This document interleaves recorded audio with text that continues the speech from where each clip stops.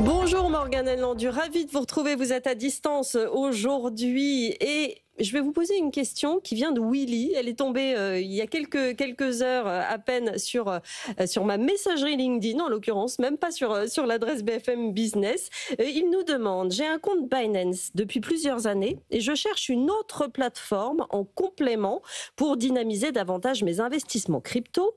Qu'est-ce que vous me conseillez avec idéalement une carte bleue liée à ce nouveau compte, peut-être? Déjà, c'est intéressant de vouloir faire ça sur plusieurs plateformes différentes. Ça, c'est déjà un bon point, Morgane. Totalement. Bonjour Sandra et bonjour à tous. Exactement, c'est une très bonne idée de se diversifier aussi en termes de plateforme, surtout s'il a l'impression qu'il aimerait bien avoir d'autres options qui ne sont peut-être pas disponibles sur la plateforme qu'il utilise actuellement. Étant donné qu'il est déjà sur une plateforme assez mondiale, je recommanderais peut-être Coinbase. Coinbase et Binance, finalement, c'est un duo qui fonctionne plutôt bien.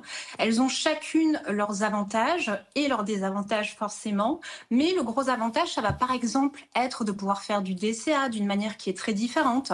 Sur Coinbase, par exemple, le DCA, déjà, je vais rappeler ce que c'est. Oui. Donc, c'est un achat à une fréquence qui est précise, toujours pour la même somme, sur une crypto, peu importe son prix. Donc ça, c'est une stratégie qui fonctionne extrêmement bien, notamment pour les débutants, mais aussi pour les personnes qui sont dans l'écosystème depuis très longtemps. Et bien sur Coinbase, par exemple, ça c'est une différence qui est notable. On va pouvoir faire un DCA, mais ce sera crypto par crypto. Alors que sur Binance, on va pouvoir utiliser ce qu'ils appellent des plans et on peut acheter une dizaine de cryptos en DCA dans un seul plan. Donc il y a des petites différences entre les deux plateformes.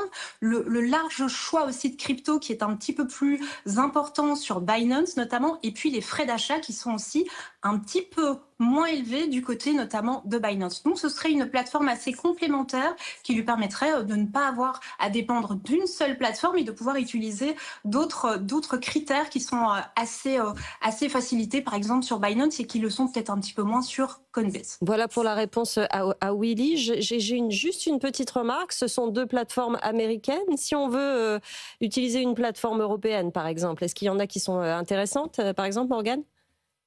Complètement, on peut aller sur des plateformes qui sont européennes comme par exemple Kraken et évidemment il y a des plateformes françaises qui existent également, je pense à CoinHouse ou encore Meria. Donc il y a un large choix effectivement de plateformes centralisées ici qui existent. Elles doivent être enregistrées PSAN auprès de l'AMF. Mais sinon effectivement le choix est quand même large. Voilà, on peut être un peu patriote aussi dans sa gestion des cryptos. On a le droit. Voilà pour la réponse à Willy.